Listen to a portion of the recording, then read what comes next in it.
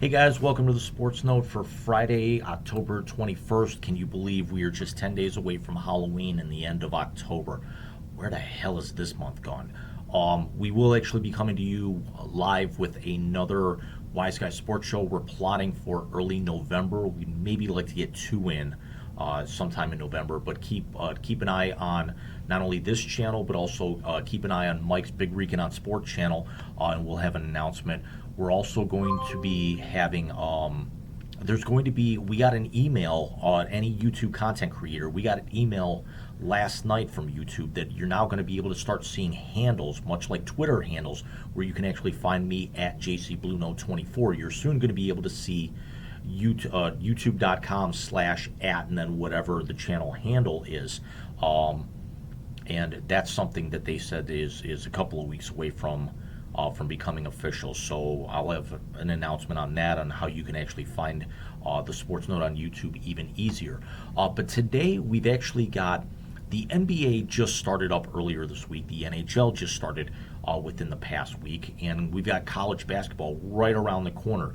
Now, what we're going to talk about today is college basketball related, but it's not current college basketball. It's something that occurred because of from a former player, a former player's school now honoring them, and that would actually be one Jason Williams.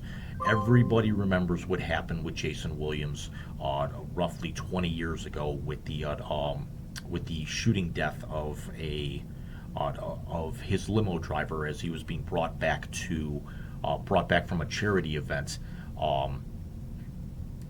He was playing around with a shotgun. The shotgun went off. Williams never checked the safety. Ended up killing the driver named Costas Christofi. He paid $2 million in a wrongful death suit to Christofi's family in 2003. Served less than 3 years worth of charges on reckless manslaughter, and also had an extra year tacked on for a previous DWI. Williams is currently 54 years old, and St. John's University in New York is going to be honoring him by inducting him into the school's Hall of Fame later on this year or very early next. I understand that St. John's basketball program had their best success in program history while Williams was a star there in the late 80s under former Hall of Fame head coach Lou Carnesecca. You might remember that they pushed third-seeded Duke to the very, very brink in the second round of the 1990 NCAA tournament. Duke actually went on to lose to UNLV in the national championship later, just a couple of weeks later. But Williams was a big part of that. Ended up getting drafted in the first round in 1990 by the Suns. His rights were flipped to the 76ers just days before the 1990-91 season began, and then a couple of years later he got flipped to the New Jersey Nets, where he ended up playing the remainder of his career. Was an All-Star in 1998.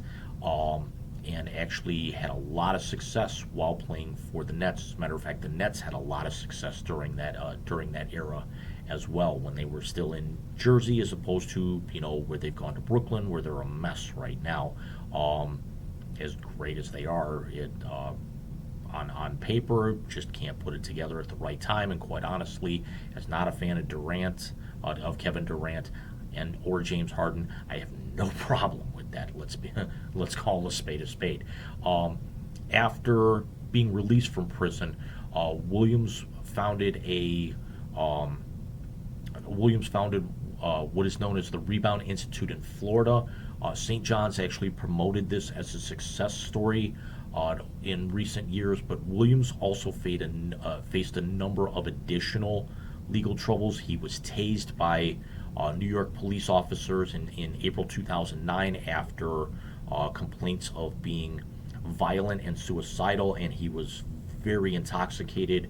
A couple of weeks after that, he was arrested for simple assault in a Raleigh, North Carolina bar. Those charges were later dropped, and then he also had another DWI in January of 2010.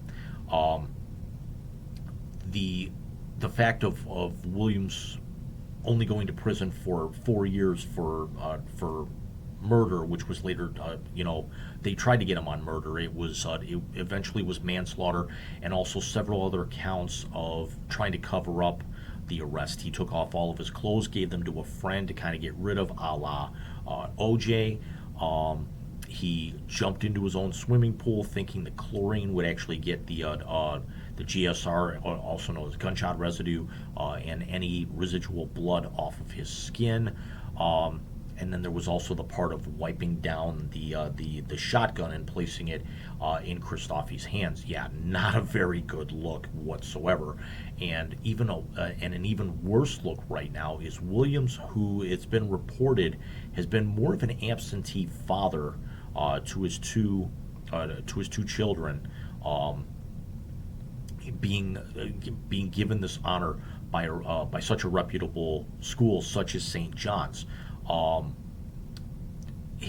of his children studies at DePaul University in Chicago, which is a big rival of St. John's. Let's be honest, because there was a point where the entire Big East Conference was made up of nothing but Catholic schools after, you know, uh, you know, Georgetown left, or Boston College moved out, or however, about 10, 15 years ago, with the shakeup. And then now actually we got the super conferences coming in before too long.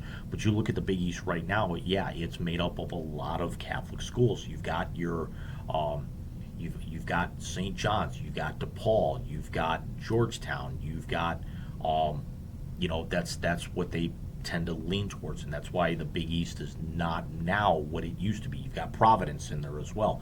Providence, is right there, contending for Big East titles in basketball every year, or they're definitely in the conversation. The other one of Williams' children's studies at the trying to remember the name of the school, and I actually should know this. It's the Fashion Institute of Technology in New York City, which is one of the most prestigious fashion schools on the planet. Let's be 100% honest here. Both of them penned letters to St. John's criticizing them for this move.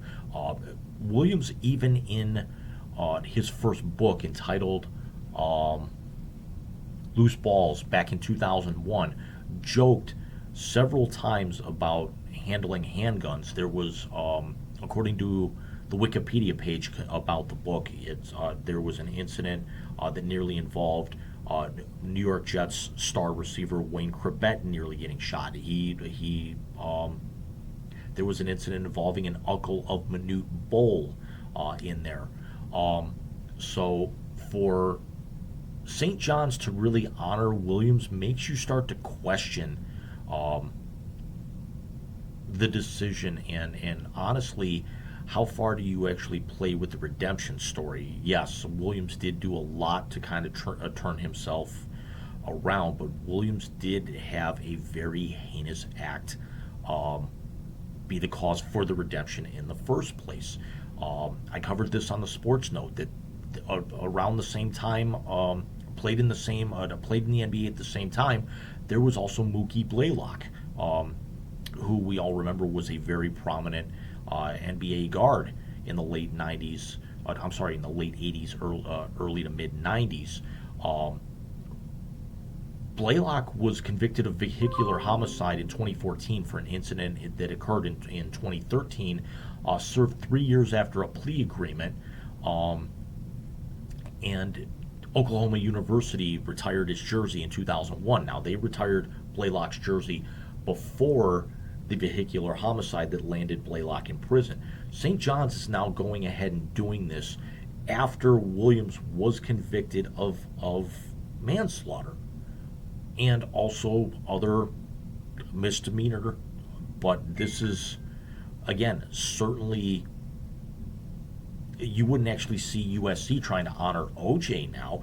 You wouldn't see Miami doing something like this for Ray Lewis, even though Ray Lewis was not the one who was convicted of killing that individual a number of years ago. He certainly was in the entourage where it did occur. Ray Lewis is in the NFL Hall of Fame. You're not going to see the NFL turn around and pull that back. There's been talk that they, may kick OJ out of the NFL Hall of Fame. Certainly his Heisman's have been repossessed, and especially after what happened in Las Vegas a number of years after after he was acquitted for the incident in Brentwood.